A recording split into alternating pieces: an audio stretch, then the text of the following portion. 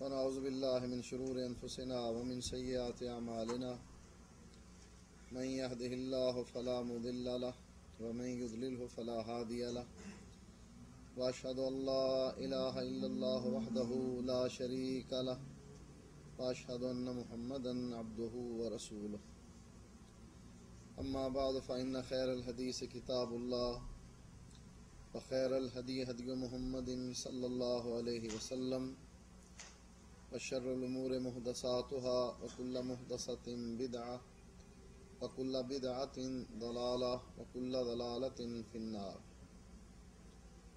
فأعوذ بالله السميع العليم من الشيطان الرجيم. بسم الله الرحمن الرحيم. قل إن كنتم تحبون الله فاتبعوني يحببكم الله.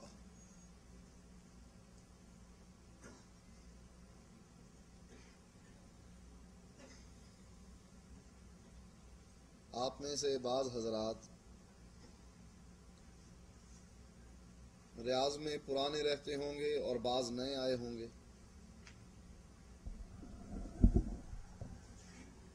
آپ نے کسی جگہ اگر پہنچنا ہے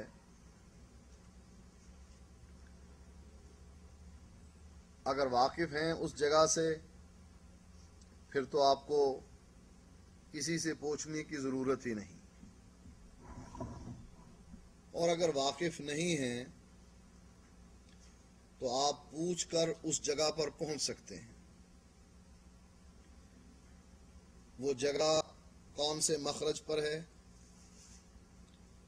اس شارع کا نام کیا ہے، کون سی روڈ ہے، اور اس کے دائیں بائیں کیا چیزیں ہیں، مشہور چیزیں ہیں.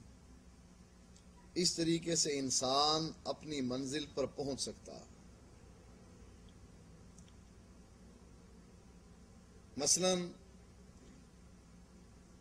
میں نے جوازات جانا ہے. ریاض کے جوازات کو جاننے والے ہاتھ کھڑا کریں. کتنے لوگ ہیں جو جوازات کو جانتے ہیں؟ اب جو لوگ ہاتھ کھڑا نہیں کر رہے اس کا معنی ہے ان کو اس کا علم نہیں. وہ کیا کریں گے؟ آپ سے پوچھیں گے اچھا جو جوازات کے راستے سے واقف ہیں وہ مجھ کو وہاں پہنچا دیں گے بغیر پیسے کے، یا پیسے لیں گے آپ؟ کون ہے جو بغیر پیسے کے مجھے وہاں پہنچائے؟ ایک دو آدمی ہیں جن کے دل میں یہ درد ہے کہ وہ مجھ کو وہاں پہنچائیں. اچھا ایسے ہی میں نے ایک اور گھر جانا ہے جس گھر سے مجھ کو نکالا گیا تھا. جانتے ہیں اس گھر کا نام کیا ہے؟ یعنی ہمیں جنت سے نکالا گیا، میں نے جنت جانا ہے. کون ہے جو مجھے جنت چھوڑ کر آئے گا؟ ہے کوئی آدمی؟ ہاتھ کھڑا کرے. میں پیسے خود دوں گا، اس کو آنے جانے کا کرایہ دوں گا. کوئی ایک آدمی ہاتھ کھڑا کر کے کہے کہ میں آپ کو جنت میں پہنچا دوں گا. ہے کوئی شخص؟ اس لیے کہ جنت کے راستے سے آپ واقف نہیں، جیسے وہ لوگ جنہوں نے ہاتھ نہیں اٹھائے جوازات کے راستے سے واقف نہیں، ایسے ہی جنت کے راستے سے آپ واقف نہیں. جوازات جانے کے لیے آپ نے طریقہ یہ اختیار کیا کہ جس نے جوازات دیکھا ہے اس آدمی سے راستہ پوچھ لیا جائے تو انسان اس جگہ پر پہنچ سکتا ہے. ایسے ہی جنت جانے کے لیے اس آدمی سے راستہ پوچھ لیا جائے جو جنت میں ہو کے آیا ہے. کون ہے کائنات میں ایسا شخص جو جنت گیا بھی ہے پھر واپس بھی دنیا میں آ گیا؟ محمد الرسول اللہ صلی اللہ علیہ وآلہ وسلم کائنات میں وہ واحد ہی ہیں جو جا کر واپس آئے ہیں، وگرنہ جانے والا کبھی واپس نہیں آتا. ہم نے تو کہانیاں بنائی ہیں نا کہ روحیں آتی ہیں جمعرات کو. جو روحیں جہنم میں ہیں ان کو کوئی آنے دے گا، اور جو جنت میں ہیں وہ آپ کا دال ساگ کھانے کے لیے آئیں گی. یہ قانون نہیں ہے کہ کوئی جانے کے بعد پھر واپس آ جائے، اور یہ اللہ تعالیٰ نے شہید کو بھی عطا نہیں کیا۔ حدیث میں آتا ہے، نبی اکرم صلی اللہ علیہ وآلہ وسلم فرماتے ہیں کہ شہید کو جب جنت میں داخل کر دیا جاتا ہے، سبز قسم کے پرندوں کے قالبوں میں اس کی روح ڈال دی جاتی ہے، اور اس سے کہا جاتا ہے جنت میں جہاں سے تیرا دل چاہتا ہے کھاؤ، جہاں جانا چاہتے ہو جنت میں سیر کے لیے جاؤ، اور رات کو اگر بسیرا کرنا ہے تو رب نے اپنے عرش کے نیچے قندیلیں لگا رکھی ہیں، ان قندیلوں میں بسیرا کرنا۔ اللہ پوچھتا ہے اس شہید سے جو اللہ کے راستے میں کٹا ہے کہ میری جنت میں کسی چیز کی کمی ہے؟ تیرے دل میں کوئی تمنا آرزو موجود ہے جو تجھے جنت میں نہ ملی ہو؟ کوئی ایسی چیز مجھ کو بتلا۔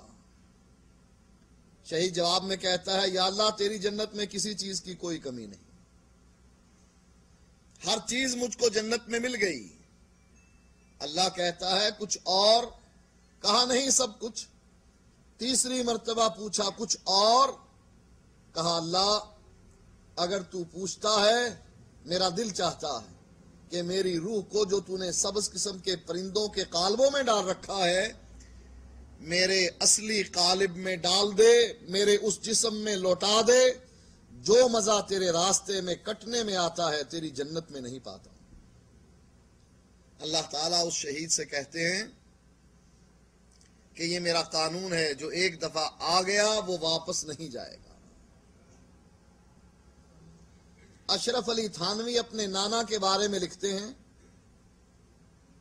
سوانح حیات میں یہ قصہ موجود ہے، اشرف السوانح میں یہ قصہ موجود ہے کہ اشرف علی کے نانا کسی سفر میں تھے، راستے میں ڈاکوؤں سے آمنا سامنا ہو گیا۔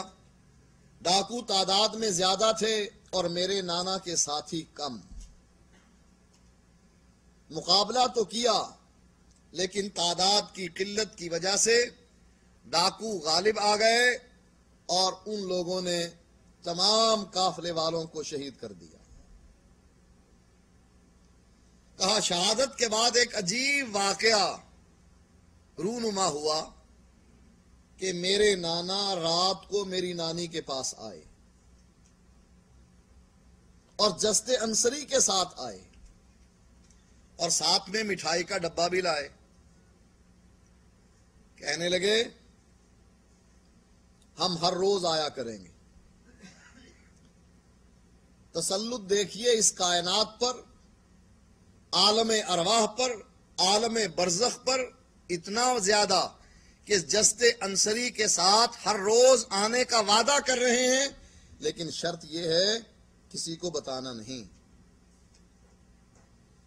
اشرف علی کہتے ہیں کہ میری نانی نے اس ڈر سے لوگوں میں یہ بات مشہور کر دی کہ کل کو یہ نہ کہیں کوئی کہ یہ مٹھائی کہاں سے لاتے ہیں بچے جو کھا رہے ہیں، کون ان کو دے کر جاتا ہے۔ اب اشرف علی تھانوی صاحب کے نانا پتہ نہیں کسی مٹھائی بنانے والے کی دکان پر